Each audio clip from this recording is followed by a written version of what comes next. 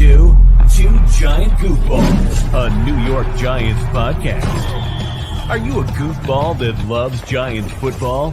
If so, sit back and relax as we talk about the team that both excites and frustrates us so much. And now, here are your goofball hosts, Drew and Rob. Welcome, fellow goofballs, to Two Giant Goofballs, a New York Giants podcast. I am Drew, joined soon, hopefully, by Rob, who's having a little technical difficulties here. He's there, I promise. I'm on the phone with him even still, but he's having a little issue with his microphone not working there. Rob, are you there? I'm here in La La Land. Yeah, so Rob is technically here on the show now, as I got him on the Bluetooth here through the mixer. So let me know if you all can hear him. He's here in spirit right now. Oh my gosh. But yeah, guys, we got some news to go over here with as we talk about the secret weapon here that the Giants apparently have, according to Brian Burns. We got Carmelo Anthony and Russell Wilson talking. That's definitely a story I don't think we'll be talking about anytime soon. Malik Nabers, talking about him. Is he a top 10 wide receiver in the NFL here? Also, there's an ex-Giant, a former Giant, discussing how apparently OBJ should be mentoring Nabers. And then Daboll gets, of course, tiered, as all the coaches do every year, amongst his peers. And let's just say the responses were not very, very flattering at all, guys. Now, we will mention also that, of course, training camp has begun, and the Giants rookies have reported. So we don't really have much news on that yet. So, like I said, we're not going to be reporting on that kind of stuff until anything actually happens newsworthy here. But just to give you guys the heads up, that means the end is near of this lull that we're having here, so to speak, before training camp, after the spring practice is here. But like I said, we'll see. Hopefully, we'll have some news here for you soon. What was that, Rob? We can hear you. What's up? Oh, sorry. Trying to test. Like I said, you're here in spirit, Rob. So, spirit world. Let's break right into the news here, talking about the secret weapon here for the New York Giants.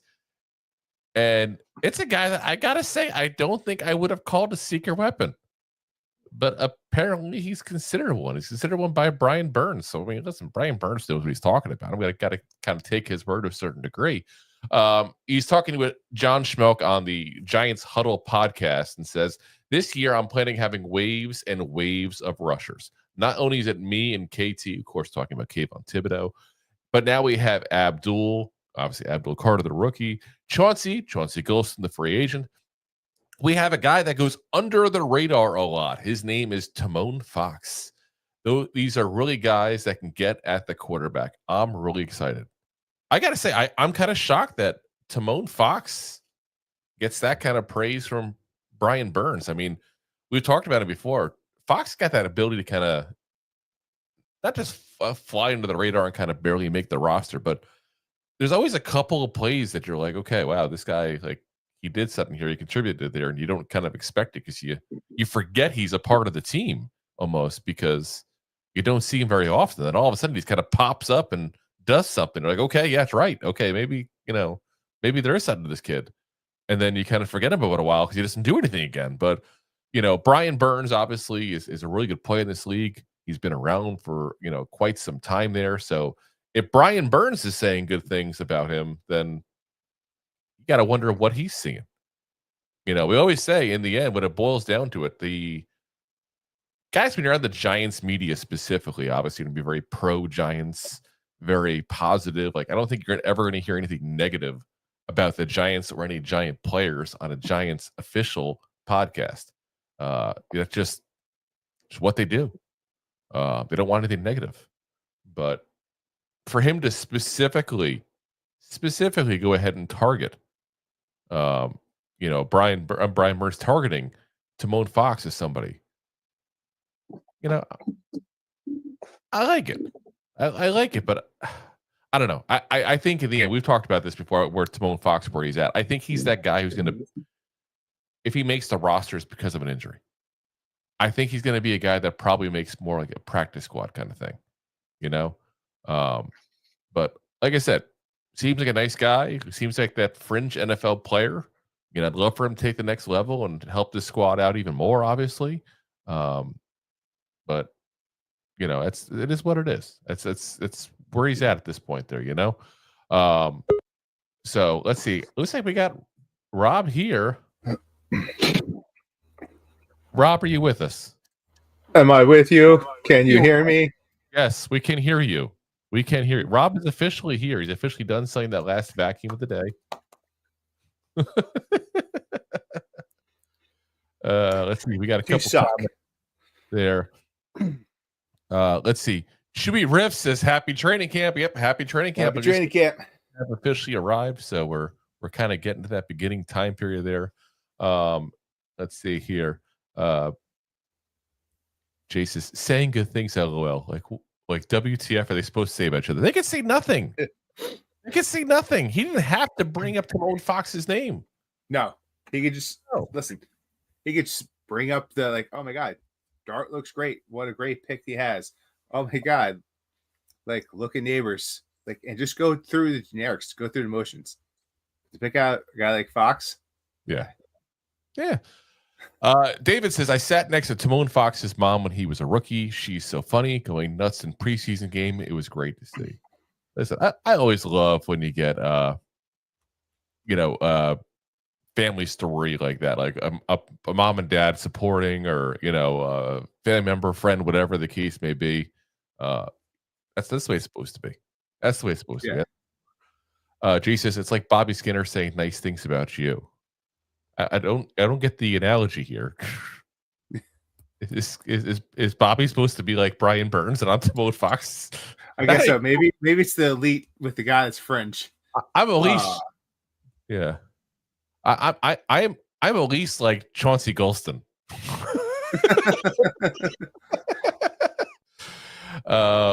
Jay says Giants legend Ellison Smith retired today. He was still active. Oh my god! That's insanity. I feel like he hasn't played in forever. By the way, he's 26 years old, and yes, you're right. There it is on Instagram. Ellison Smith officially retired at the age of 26. Damn. Apparently, he did play 2 games in Cleveland last year. So, 2 tackles, which brought his career total of 13. 15 career games overall. Oh my gosh. Yeah. Listen, I don't want to be a jerk about it, but he's a better football player than I am. He had a career. So, I mean, listen, that's something. So, I'd sure it's not how he wanted his career to go, but at least he made a little bit of money. He gets to start off his life as a 26-year-old with some cashola in the bank account there. That's for damn sure. Even as a rookie, again, rookie deal, you're still going to get at least 6 figures. Yeah. He can go buy a reasonably priced house somewhere, cash probably. Listen, how long was he in the NFL? 5 years? 3 years. So 2 with the Giants and a little bit last year with the Browns. I'm not sure his So he probably made $2 million, right? Close to it. You know what? I'd have to look it up real quick. And you know me, I will. So I mean, he made at least $1 million off the deal. Probably close to 2. I don't know if he did or not. I don't know what he might not have. Let's see. His career earnings 2.1. So he probably made about $1 million because you figure by the time he paid agent taxes, stuff like that. That's what I'm saying. Yeah. He has enough. He should hopefully be able to. When someone asks you how much you make, you're like, after taxes is what I make. No, but I don't have to pay for an agent. It's true. That's a decent chunk you're still taking. Plus, keep in mind, the more money you make, the higher taxes. He's at a different tax bracket than I am. Yeah, he's at that 40-ish%. At least he was. Yeah. Yeah. I mean, the last couple of years, apparently he's with the Raiders in 23 as well. So we got a little bit of money out of them. It's like practice squad kind of stuff, Yeah. So, I mean, he wasn't making that much with them. It says he only made $216,000 in 23 and $225 in 24. So he's still a different tax bracket than me, but not that as much different. So, all right, guys, let's get back into football news here. So good catch though on that, Jay. Let's talk about Jay's favorite quarterback, Russell Wilson. apparently talking to Carmelo Anthony. And like I said, that's a storyline I never thought I'd be hearing here. Now, Russell Wilson was talking to Connor Orr of SI. He said, honestly, I feel like I'm 25 years old all over again. And I think part of that is just physically, I feel great. Mentally, I feel amazing in terms of it's possible. You know what I mean? And I think ultimately a big part of that is the people you're around, the players, the coaching staff, the mentality of the guys, and then being in the city. The energy of it is for people that like to be fast-paced, which is me. Me and Carmelo were talking about this. He's like, man, this is the perfect place for you to reestablish and have everyone realize who Russell Wilson really is, but not just how you play on the field, but what you do, the community, and different things you're able to impact. And people, it doesn't get any bigger than New York City. I mean, it doesn't. So. I just would not have thought Carmelo Anthony and Russell Wilson talking. Right? Like that was not on my bingo card for the Giants offseason. No, but I mean, it's also something that's not far-fetched. I mean, they're both celebrities. They're both past their prime. Yeah, you know, it's fair. Let's be a jerk about it, but that's where we're at. So yeah, I mean, makes somewhat sense. I mean, obviously, Melo was a big star 10 years ago. Russell Wilson was a big star 10 years ago. Like they're probably some kind of circles, but you know, wasn't Melo's ex-wife like a music artist of some kind as well? I believe so. Anthony, was that her name? I think. I don't know. I don't get into like the TMZ kind of stuff too much, really, you know. But like I said, it's definitely a fluff piece. Jay definitely called it out, right? Saying what he said there. When he says, I think cringe, our Russ's agent owed Connor Orr a favor. That was pathetic. I think Connor Orr owed his agent a favor. I think it's reversed because, yeah, that's a line that, woof, woof.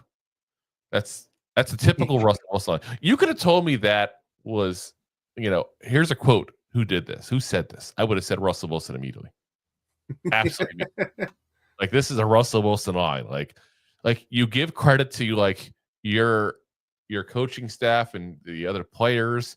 You talk about, you know, you break down yourself though, mostly primarily, and then you name drop like you wouldn't believe. Like, if that's not a Russell Wilson kind of thing, but listen, he's 36 years old. I think people also got to realize that 36 years old, there are players that are washed up at that point. There are also players that aren't. You know, look at a couple of years ago, Joe Flacco with the Browns. I'm not going to sit there and say there's no chance he does anything good with the Giants, guys. But I do think that it's more than likely we're not going to get too upset when he gets pulled.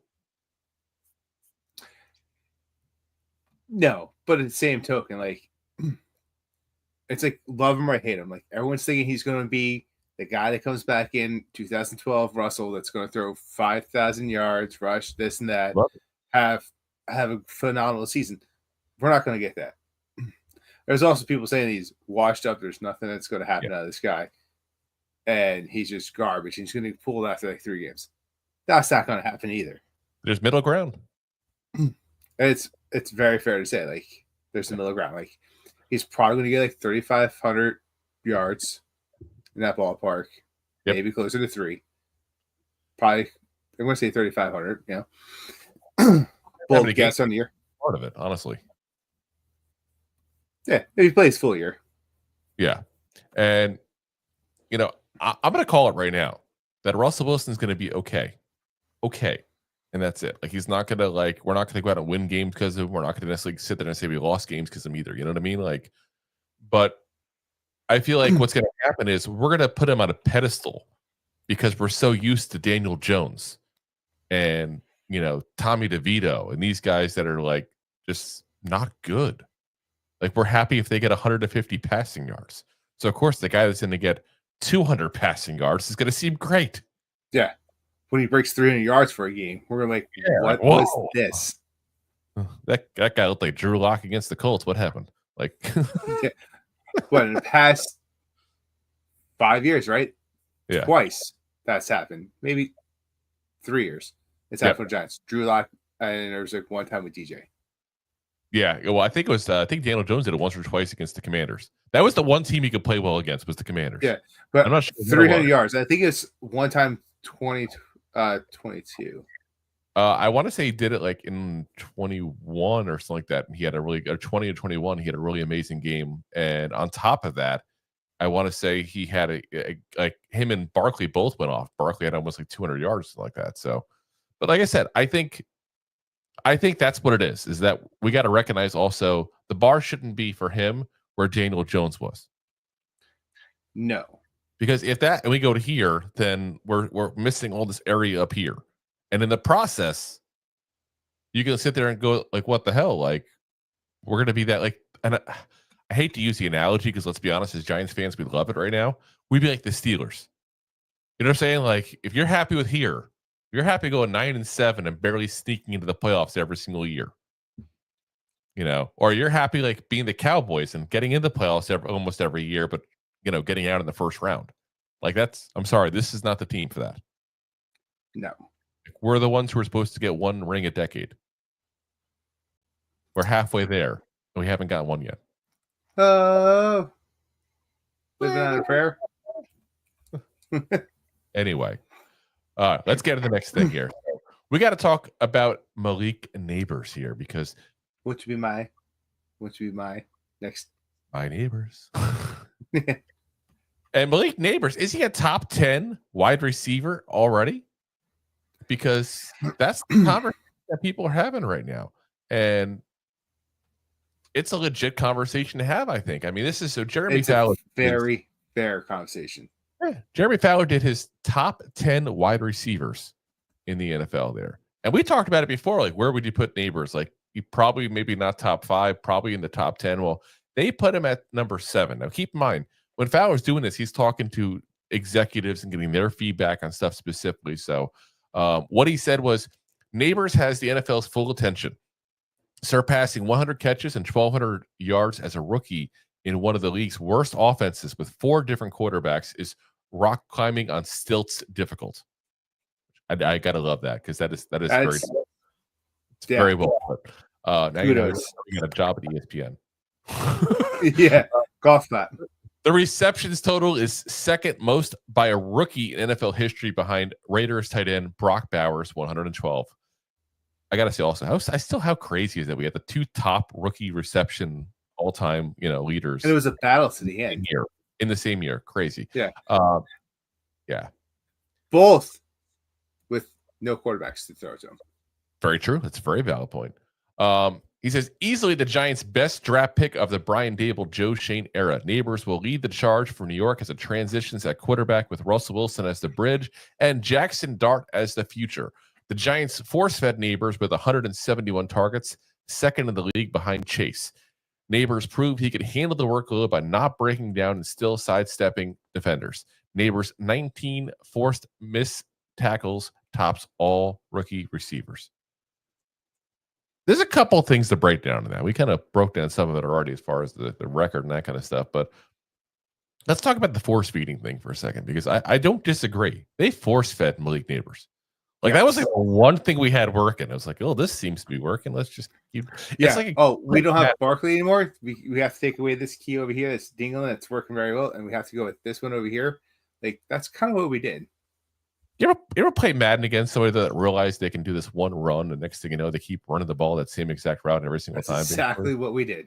That's exactly what we did. We kept on this, and it was like short hook routes and stuff like that. And then he just kind of tried to turn up the field and make the one guy miss and try to get a 5-yard gain into a 12-yard gain, basically, kind of situation. That's what it was. But we can't be doing that. Like, point blank, we cannot be forcing the ball like that, because that's insane. First off, we're going to get him killed, which we'll get to the injury stuff in a second, but we're going to get him killed doing that. Like, he's not a big guy. I understand he's a tough guy for his size. Like, there's no doubt about that. Very Steve Smith-esque kind of thing. You know what I mean? And Carolina Steve Smith, not New York Steve Smith, just to be clear. A little bit undersized, but the guy doesn't play like he is. But the problem is if you keep force feeding him like that, he's going to have issues that are coming because of the size. Plus, on top of that, you're not going to get the production you should. You're going to get the quantity, not the quality. Correct. Because they're expecting it, And listen, he's still a project as well. Again, second-year guy. He's still going to be improving different things. I think his route running still needs a little bit of work, and that's not me trying to, nitpick him because he's still a freaking amazing receiver. I'm just, if I have to pick one thing specifically, there were a couple of turns that I thought could have been a little tighter, and I think that would help him overall. But that forcing the ball to Nabers over and over and over again just cannot happen because defenses will figure out that that's all you got.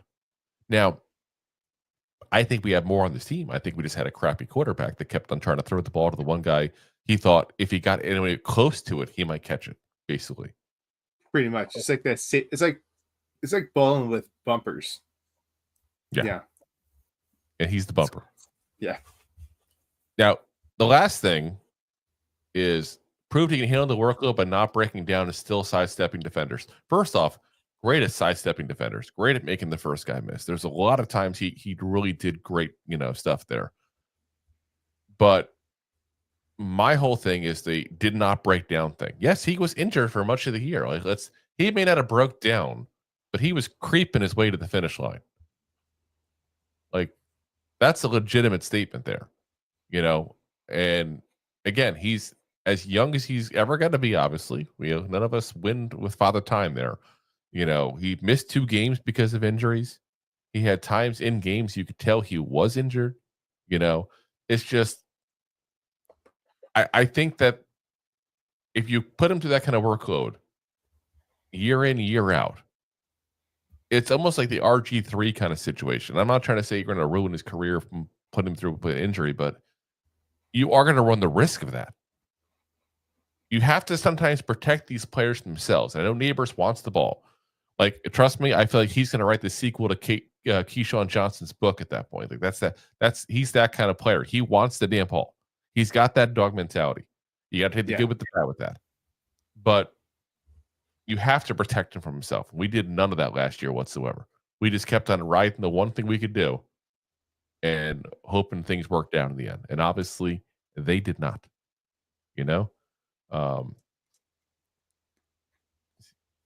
Jace says, I think he'll be fine in the field, okay, but the team and this is him talking about Russell Wilson. We'll skip Russell Wilson. He says, I don't think I've ever seen a rookie wide receiver force the ball to 6 games in his career. Yeah, it's insane. Remember that Browns game? Was there even another receiver? It doesn't seem like it. No. Washington? And I love everybody blamed on the Washington loss. He dropped the ball, right? As we were going for a field goal. How many catches did he have? He had 2 touchdowns? What the hell? Yeah, 130, 40 yards, something, whatever it was. Absolutely ridiculous. David, what's up? It says he has to cut down procedure penalties too. 6 was ridiculous. Listen, the whole damn team needs to cut down on procedure penalties. Yeah, we were terrible with penalties last year. But never illegal formations, legal man downfield, all the legal receivers as often as I saw last year. That was insane. Absolutely absurd. Yes. Jay said Jalen Hyatt put some weight on. He's going to break out. Stop. But listen, Wandell might. Wandell could. I swear. You know my thoughts on Wandell. Beast. Give me both. So watch him with an actual quarterback this year. See what happens. Yeah. Does he get the ball behind the line of scrimmage? Yep. Exactly. Jay says, David, those were horrendous. Daboll's fault partially, you think? Definitely. He says Tomon Fox is a dog. At least spell the name right. And I mean dog. That was spelled wrong. Oh, you're talking about, that's right. Dog. And David says, yeah, Daboll has dog law. Yeah, like I said, I think what you're going to see is I think you're actually going to see an uptick in his production, but a downtick in his targets. Yes. And a lot of that's going to be is how many deep shots was this kid wide open for last year? And DJ just couldn't get the ball. Well, you're 100% right. I think there's going to be the value of his fantasy point wise PPR. There's going to be less times he's going to be targeted through the game. Yep. But because of that, I think when he's targeted, he's going to be more at a success rate because as Slayton's running down the field, and same with Nabers, and maybe or maybe not with Hyatt. Yep. There's going to be one or two other guys down the field besides Nabers that can get the ball thrown to him downfield. Which no one respects the Giants to throw the ball downfield. No. We also got Wandell in the slot. We also got Bellinger and we got Theo. Like, there's a lot of weapons where you could actually mix that up. Oh, yes, that's right. We also got a running game, too. So, you may only see 100 targets, 120 targets Nabers this year, but I think his catch ratio will be higher and he's going to get more productivity out of his yak yards. Yep. Because of it. And those deep bombs. That's what I'm saying. You're going to have to respect the deep bomb. You're also going to have to respect the ability that Nabers isn't going to be the only guy throwing the ball like he was last year. Throw the ball too, not throwing. Yeah. Thrown. The past tense. Throw, not throw in. Thrown. Like past tense. Youths. You see, what's the youth? Yeah. Jason, I want Rob to do his Italian skit for the whole show. The Tomon Fox. Come di Gabigu. Oh gosh. The impersonations of the one of the goofballs, not necessarily the Passa Vaju, Papangu. But I'm Italian. Oh my gosh. All right, guys, we're going to go ahead and pay the bills real quick. We're right back there to talk about a couple more things here with the Giants. And we've got one more segment here to talk about with Malik Nabers and OBJ combined with that. And then we got to talk about Daboll and how poorly he's looked at now in the league. Because how the mighty have fallen from just a couple of years ago when he was definitely thought of the year. Yeah. Thanks for watching. Like the show? Of course you do, or you would have turned it off by now and not be hearing me. There are plenty of ways to support the show. YouTube is the best place to join us, and we offer memberships there with fun benefits like custom emojis and early access to video clips. Of course, there you can also send super chats and stickers to send one-time support payments. The best way to support the show is to buy these drunk idiots beers at buymeacoffee.com/2giantgoofballs. Along with one-time support payments, there are also monthly plans, so you can continue to help kill their livers each month. You can also show people that you are a goofball by visiting our store at 2giantgoofballs-shop.fourthwall.com. We got everything from shirts, hats, phone cases, funny candles, buttons, stickers, and even a 2 Giant Goofballs towel to dry off your goofballs. Of course, you can always support the show for free by simply hitting the like, subscribe, and share button wherever you are watching or listening to this. Hit the thumbs up on YouTube. Leave a 5-star review on Apple Podcasts. It helps the show tremendously, and quite frankly, the goofballs suck at marketing and need your help to get the word out. Thank you for being part of the Goofball Army and for taking the time out to support the show. All righty, guys. First, I'm going to put the 2 comments up that we had while we're doing that there. David says, hopefully it's going to get crushed every play, too. It seems like he took so many big hits. Yes. Yep. Yes. That's so true. It's not even fun. Again, that's what I was said about. Like, I don't want to sit there and say that we're going to RG3 and like we're going to ruin his career, but it's like. I mean, if you keep that going, you are, because everyone knows. Everyone knows. Just like 2 years ago, everyone stacked the box against the run because they knew Barkley was going to run the ball. Yep. Like exactly what's happening to Nabers now. Yep.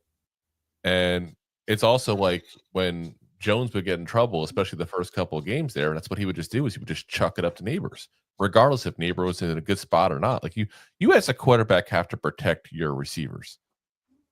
There's a big part of that. And that includes also things that, quite frankly, he couldn't do. That's why I'm not blaming him, saying point blank he'd try to put him in a bad scenario. But that's why you have to do things like hit people in stride, for example, so they can keep running because they have to stop or come back to the ball. Guess what happens? They're going to get hit. And that happened quite often to both Nabers and Wandell last year.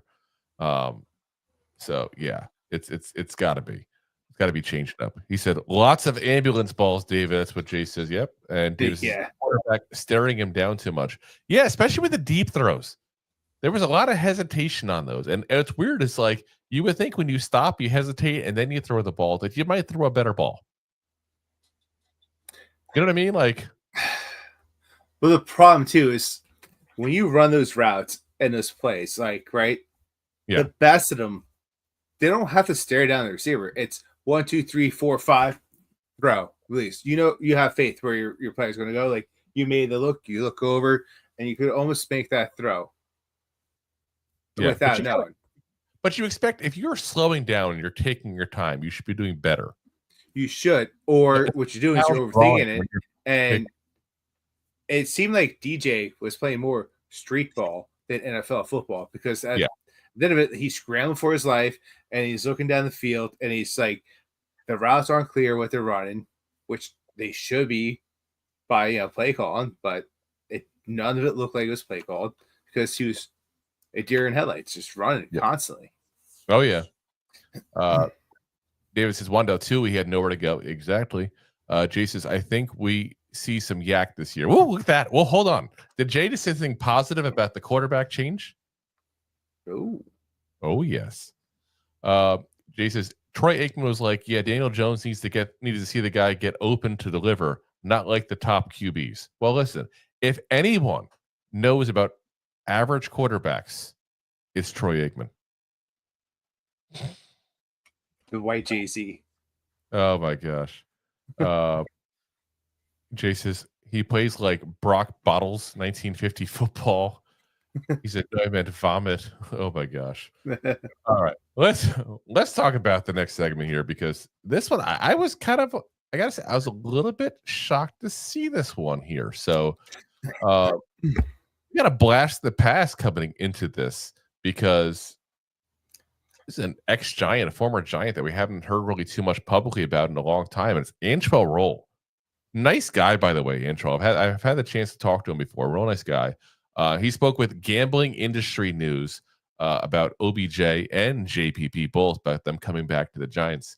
And he said, I'd love to see it, but that's me being biased because those are my boys. I'd love to see them go out on their own terms at MetLife Stadium. Obviously, we know Odell's had a lot of injuries, but I still think Odell has a lot left in the tank. I just don't feel like he's been used properly. The last time we saw that was when he was in LA. We have yet to see him used like that since then.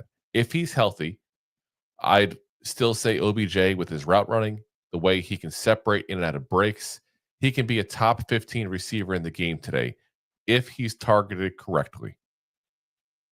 Okay, before we get to JPP, let's just say this real quick. I know Rolle does not play in the NFL anymore, but this is the perfect time to give an ex-player a drug test. He could be a top 15 receiver in the league today. No, see, what he did was perfect journalism. If used correctly, that's what's called clickbait.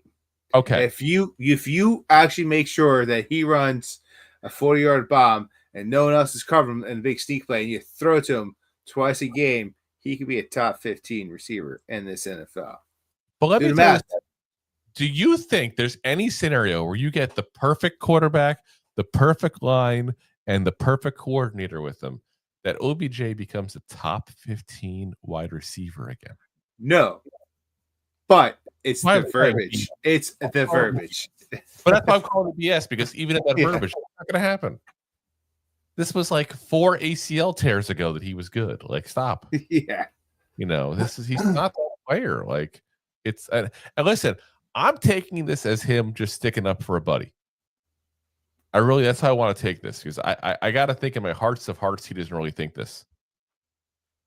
I got to think that. And he's super biased. Like, it's like definitely biased. But it's also like, once you get to like top 15, that drop from top 15, the drop from top 10 is amazing. Top 15 is fantastic. Yeah, pretty great. But once you get past 15, like, you're talking about really good players, but that stretches to like 32.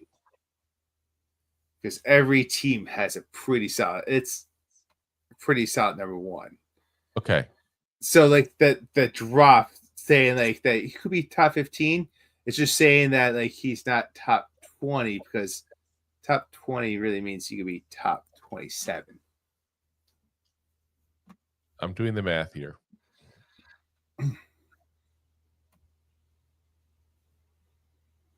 Okay. So here's what we're looking at basically. Top 15. Okay. The 15th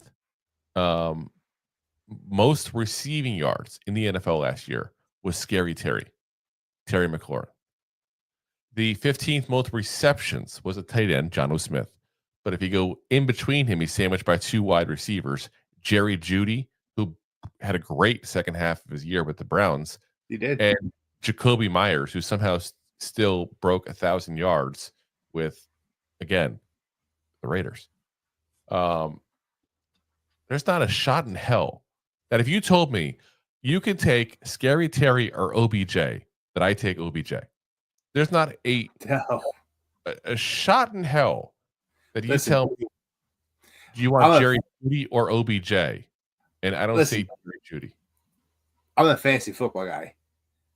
I don't touch Jerry Jeudy because he's like that very inconsistent. He's like his play wise, like he gets a lot of credit for being a great player, and he's a good player, but he's overhyped at the end of the day. Yeah. I would take him over OBJ, hands down.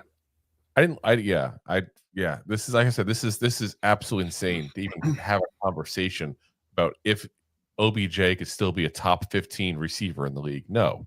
If used correctly. I don't care. Still no. If used correctly.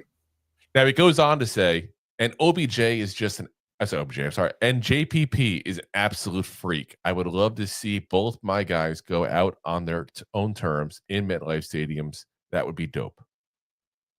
At least he said it nice. He's a freak. Listen, JPP was an athletic freak. We know that. Yeah. Like that's the whole reason he got drafted. Didn't he do like a YouTube video of him like jumping over a car or something ridiculous?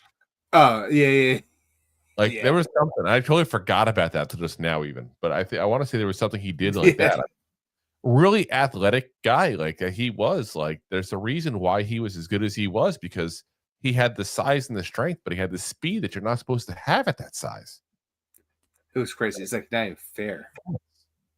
You know, and that was years ago, guys. That's not what he is anymore. He hasn't been good in years. You know, like it's just craziness. And David says that was Drew Phillips jumping the cars. I'm gonna look it up real quick because I swear there was something about JPP draft, like YouTube video, like that there was something about him like jumping over a car, but that was so many years ago that who knows? We're talking about what? Damn near 15 years ago. Yeah. Let's see here. I'm putting JPP and it comes up as some kind of car JP performance. That's a car thing. I didn't ask for that. Sheesh. That's what happens when you try to look things up on the spot here. Yeah. Well, Ace of Spades comes in and saying that he did consecutive backflips, which that is also pretty impressive. Remember, there was something. I just cannot remember. And you look up JPP and all you find out is no, yeah, exactly. Actually, it'll be like this. All you find out is that. So yeah, Ace of Spades to see he did consecutive backflips. Yeah, like I said, I knew he did something. I thought it was a car he jumped over or something too. But regardless, 6'5", 270 pounds, you should not be able to do that stuff. So yes, he is a freak athlete, but you know what? He's also years away from being, good at this point. He's also, 36 years old. Oh, he's so old. And I hate to say it that way. I wish I was still 36. You kidding me? It was 7 years ago. But he's not good anymore. It's done. It's done.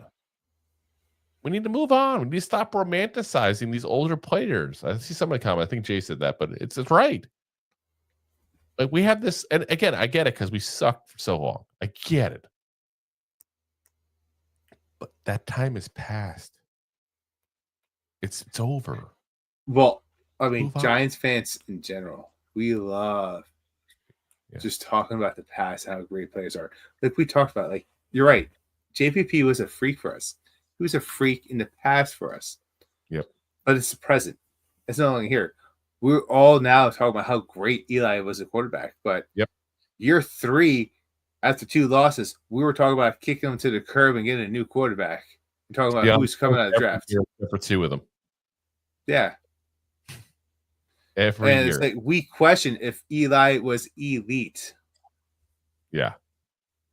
Was it Eli elite? Like can't spell elite without Eli. Yeah. Remember that going around. But and we compared it to Phil Simms. Yeah. I said that, but it's what we do. I swear Giants fans must love Guinness beer because we just love harp on things. It's just it is what it is. Like it's just harp beer is pretty good too. So we gotta move. Is there a harp beer too? We gotta move on though from these guys. That's all it boils down to. Now he was also asked about Beckham, whether I think he'd be a mentor to Malik Nabers. He said, "Oh, absolutely, it'd be helpful. One of my mentors, Deion Grant, taught me so much on and off the field. You can't put a price on those things. He was such a pivotal part for us in that 2012 Super Bowl run, and a lot of times it was behind closed doors. The only people that knew were the players. No coaches, no media, none of that.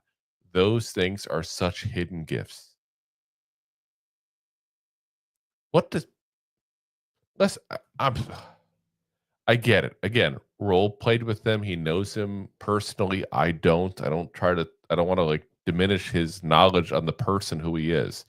And I'm sure OBJ is not 100% a horrible person, guys.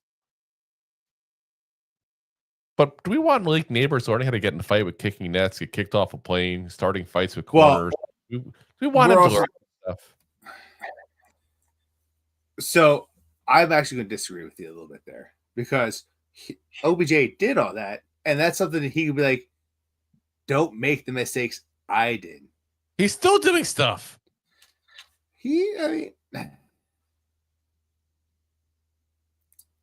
This is like recently. This is not like LT coming back and telling players to avoid cocaine. Okay, like this is a different thing. Like this is OBJ is still actively having issues. Like it's only been like a year or 2 removed from him having issues from that plane, right? Yeah, but I guess 2 years ago. This wasn't like 10, 15 years ago, and he's learned his lesson kind of scenario. Like I said, hopefully he does learn his lesson. Hopefully he stops doing these things.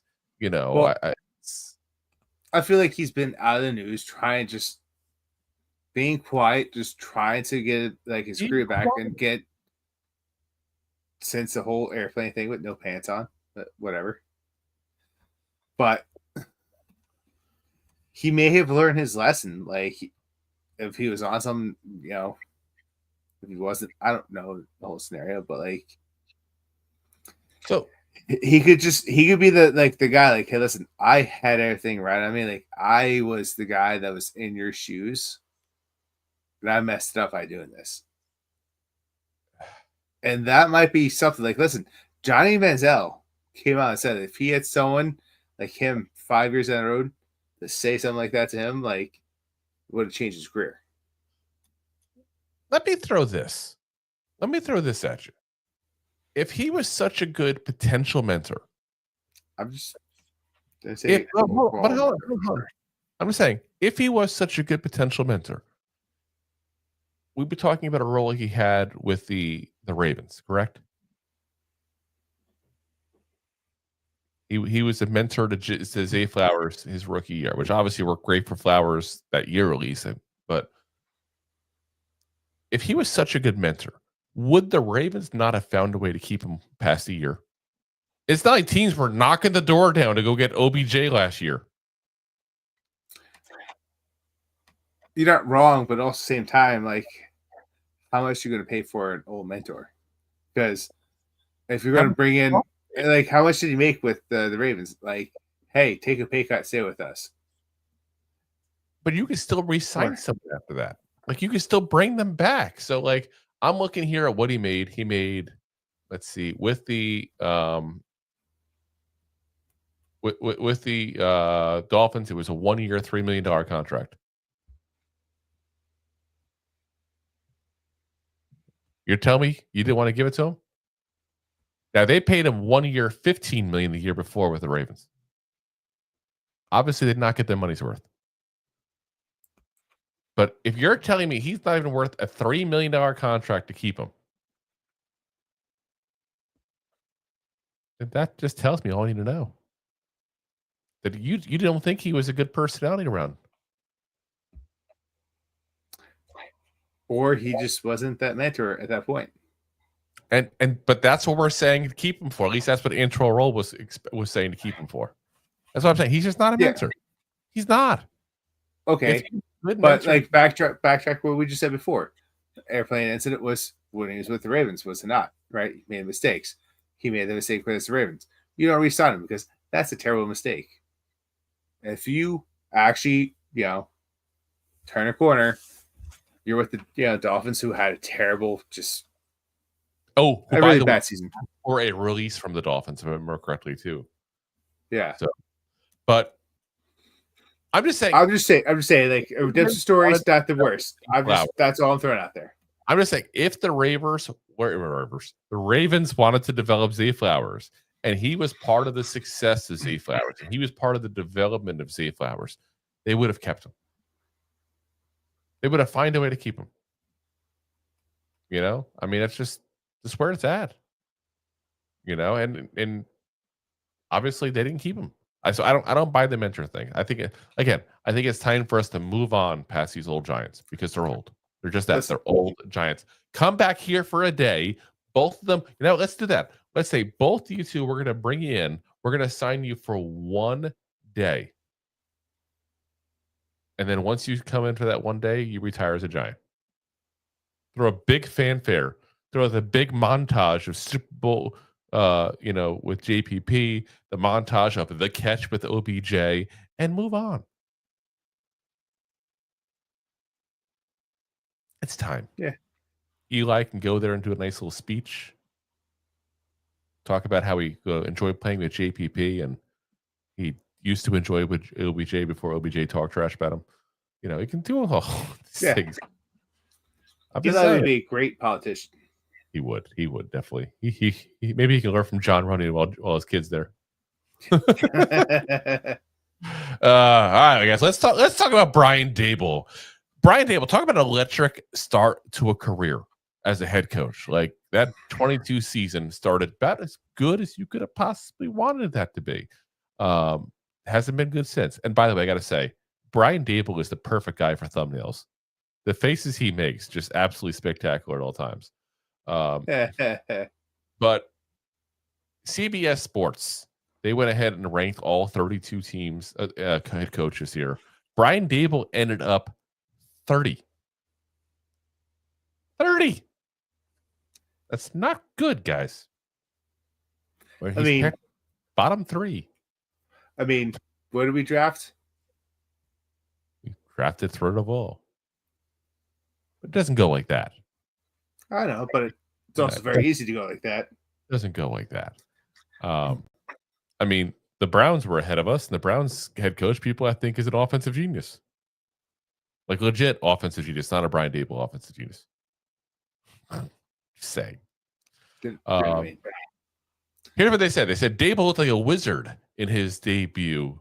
You're a wizard, Brian Daboll. Renovating both Daniel Jones and Saquon Barkley en route to a road playoff win. That feels like ages ago, with his record only plummeting since then. Unveiling rookie dual threat Jackson Dart may well buy him more time, unless the aging Russell Wilson proves to be the serviceable downfield arm he's been hunting for years. Yeah. I mean, that's about as bad as it gets, guys. That's about where kind of where we are on him. And listen, I want to believe so much this guy. I want to believe so much in him, it's not even funny. I really do. I can't. Because, again, look at the last couple of years. And you can blame the injuries, you can blame all that stuff. You know what? The injuries didn't cause the BS we had on 2-point conversions and all these weird, funky offensive plays and all these things. Not having a backup kicker. Yeah. The injuries didn't cause the issues with Wink Martindale and him.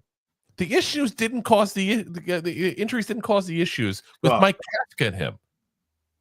The injuries didn't cause. I'll refrain from Wink. Listen, Wink is his own personality. I get it. I'm just saying. The injuries buy him something on the record. Don't get me wrong. Yeah, but also puts Wandell to return the ball. Not Wandell, but he did put Wandell, but he also put Adoree Jackson to return the ball, which took him out for the season. Pretty much ruined the guy's career. Yep. Like, so that's good. Yeah, I definitely, like I said, I definitely think that you got to look at his career as a whole and say, you know what? We had a lot of luck that year. And we took that, I'll say it myself, we took that kind of personal, people said it at us that year. But it's the truth. And I kind of wish that year never happened because I feel like that's got us believing in things that just were fairy tales. Like Santa Claus is at quarterback, the Tooth Fairy's over at freaking running back. Like this, like we won games by luck. Like there's so many games we could have lost in that year. It's not even funny if you go back and actually look and watch. You know, we beat Jacksonville. We stopped them on the 1 yard line. You know, what we beat the Titans on a very ballsy, but still a 2-point conversion when an extra point would have gone ahead and tied it. Like that's an issue. You know, it just is. Yeah. I mean,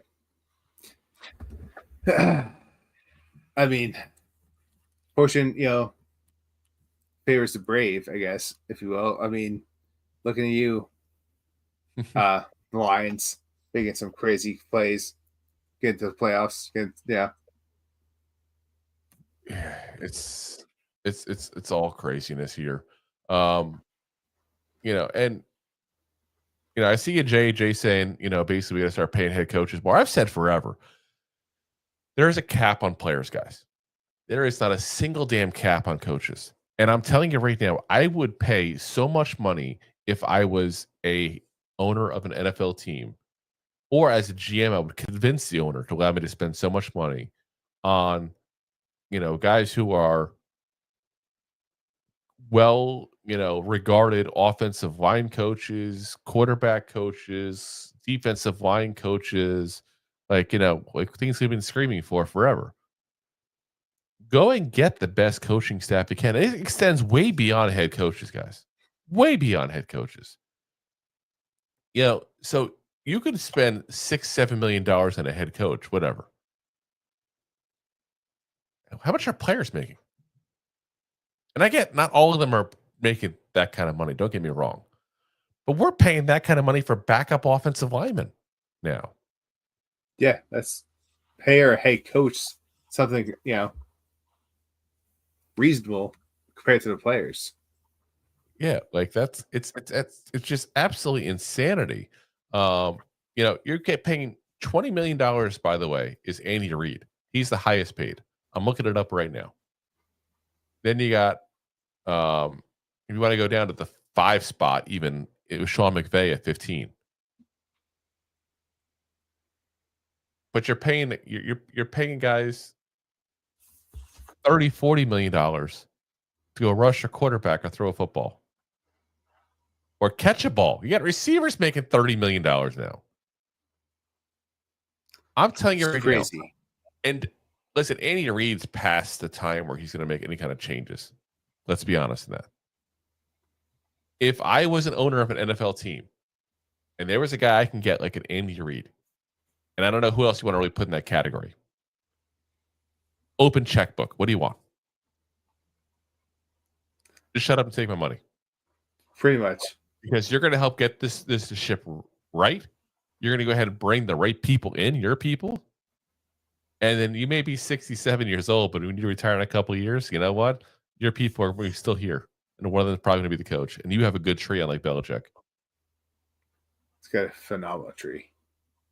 Like, this is what I would have do as an NFL owner, point blank. And instead of going and getting first timers, I'll go trade for a guy who's unhappy. I want a proven, successful guy. Like, that's what we do. We keep getting young, unproven people, or at least unproven. I don't know if we call them young. They're still head coaches. None of them are like 20 or something, But go out and get somebody who's got success, like a true track record of success. There are certain coaches that can just go places and succeed. There's not a lot of them. No. Not a lot of them at all. But I don't understand why people hold on to these. Let's throw away the farm pick wise to go get a player. Let's throw away all the dollars at a player to go get him. But the head coach, it's too expensive. Yes, like 6 eggs. It's insanity. Like I said, I feel like that's where we should make the move there. We should go ahead and, if this doesn't work out, Brian Daboll, bring someone established in. Open the checkbook. Who cares? We just talk about the Giants worth $10 million. $10 billion. You can't pay a guy $10 million? 15, 20, 25, 30? Who cares? Who cares? It's a drop in the bucket for these guys. Don't give us a free medium Coke this year. Yeah, please. Like, seriously. That's what you got to do to afford it. Don't give out the medium Cokes. So, yeah. All righty, guys. Well, that's going to call it a night for us here. We'll be back again, though, tomorrow night. Same bat time, same bat station, guys. 9 p.m. Eastern Standard Time on, of course, the preferred platform, YouTube, along with Facebook, Twitter /X, Twitch, and, of course, Rob's favorite. I do the LinkedIn page. My LinkedIn profile. And, of course, as always, we're available the next day on all the audio podcast platforms as well. Apple, Spotify, iHeartRadio, Pandora, all the big ones there. So if you guys haven't already, hit the like, hit the subscribe, tell a friend, because point blank, ring that bell. Ring the bell, hit the thumbs up, all the good stuff there. Appreciate you guys for watching. As always, we'll see you guys tomorrow night. And as always, Giant fans, go Ravens! Thanks for listening to Two Giant Goofballs, a New York Giants podcast. We appreciate your support. Thanks so much. please,